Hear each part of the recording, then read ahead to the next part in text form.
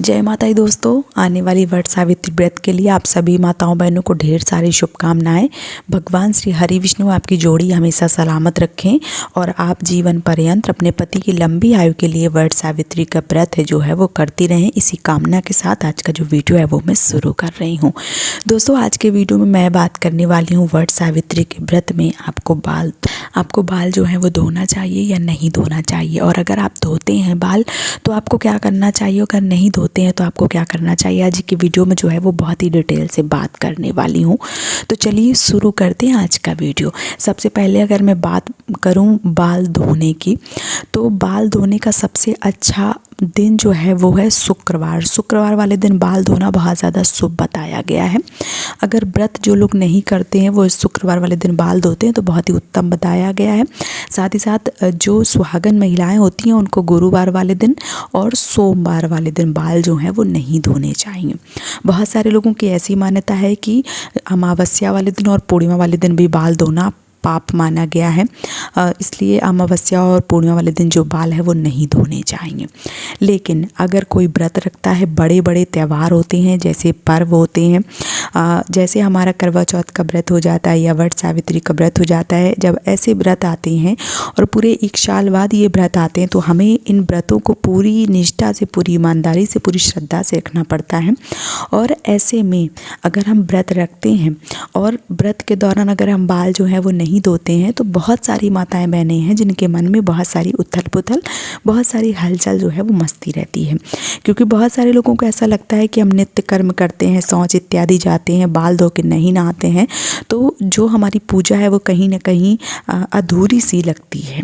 अगर आपके मन में भी ये प्रश्न आता है और आपको भी बाल धो के स्नान करना पसंद है जो व्रत हैं उस समय, तो आप ये वीडियो बहुत ही ध्यान से सुनिए। देखिए, किसी भी बड़ी पुराण ले लीजिए, ग्रंथ ले लीजिए, किसी भी रामायण या महाभारत ले लीजिए, कोई रामचरितमानस ले लीजिए, कुछ ऐसे हमारे जो भी बड़ी बड़ी पुस्तकें हैं उसमें कहीं भी बाल धोने का कि बाल इन दिनों में ना धुला जाए ऐसा वर्णन कहीं भी नहीं किया गया है।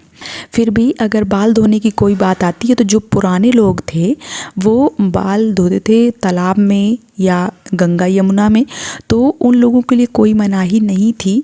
क्योंकि जब हम किसी बड़े तालाब में या नदी में या गंगा यमुना में स्नान करते हैं तो हमें डुबकी लगा के स्नान जो है वो करना होता है। और जब हम डुबकी लगा के स्नान करते हैं तो उसमें कोई भी जो दोष है या कोई भी काम वर्जित जो है वो नहीं बताया गया है। तो अगर आप बाल जो है वो धो के स्नान करना चाहती हैं, व्रत करना चाहती हैं, तो ये आपके लिए बहुत अच्छी बात है। लेकिन मैं बात करूं कि बाल आपको धोने चाहिए तो हाँ, आप बाल धुल सकते हैं। बहुत सारे लोग एक दिन पहले ही बाल जो है वो धो लेते हैं, रात में धो लेते हैं बहुत सारे लोग, या बहुत सारे लोग एक दिन पहले ही बाल धो के सुखा लेते हैं और दूसरे दिन जो बाल है वो नहीं धोते हैं। लेकिन बहुत सारे लोगों का मन जो है वो व्याकुल हो जाता है, उनको लगता है हमें बाल धोना है, तो ऐसे लोगों को बाल जो है वो लटका के बाल्टी में आगे की तरफ सर झुका के बाल नहीं धोने चाहिए। साथ ही साथ बाल पूरे खोल के नहीं धुलने चाहिए। अगर आप व्रत हैं, आपने किसी व्रत की पूजा करनी है, बाल धोने हैं, तो आप बालों में एक रबड़ बैंड जो है वो लगा के किसी भी तरीके से स्नान जो है वो कर सकते हैं, नहा सकते हैं, बाल धो सकते हैं। इसमें कोई भी दोष जो है वो आपको नहीं लगता है। अगर आपको कहीं ना कहीं लगता है कि दोष तो नहीं लगेगा, तो अगर आप इस तरीके से बाल धोते, इस तरीके से स्नान करते हैं तो कोई भी दोष नहीं लगता है। और मेरा भी ऐसा मानना है कि हम जब पूजा करते हैं और रोज़ खाना पीना खाते हैं इत्यादि या नित्य कर्म करते हैं तो हमें पूर्ण स्नान ही करके व्रत का पालन जो है वो करना चाहिए। तो अगर आप व्रत कर रहे हैं, वट सावित्री व्रत, और अमावस्या पड़ रही है और आपको ऐसा लग रहा है कि अमावस्या वाले दिन बाल धुलेंगे तो हम पाप के भागीदार हो जाएंगे। अमावस्या वाले दिन बाल धोना बहुत ज़्यादा निषेध माना गया है।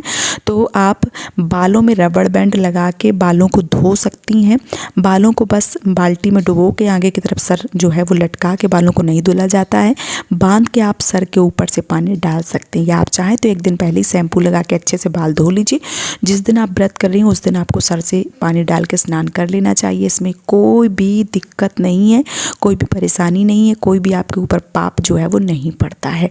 तो वट सावित्री व्रत जो है वो आने वाला है और इस समय अगर आप बाल धोना चाहते हैं तो आप इसी तरीके से, मतलब बालों में एक रबड़ बैंड लगा के सर से आप नहा सकते हैं। कोई भी दिक्कत, कोई भी परेशानी जो है वो नहीं होगी। तो उम्मीद करती हूँ कि आज का वीडियो आपको पसंद आया होगा। अगर आपके मन में कोई प्रश्न है तो आप मुझे कमेंट सेक्शन में पूछ सकते हैं। वीडियो पसंद आया तो चैनल को सब्सक्राइब और वीडियो को लाइक करना बिल्कुल भी ना भूलें। आज का वीडियो यहीं पे समाप्त कर रही हूँ दोस्तों। आप सभी माताओं बहनों को एक बार फिर से वट सावित्री व्रत की ढेर सारी शुभकामनाएं। जय माता दी।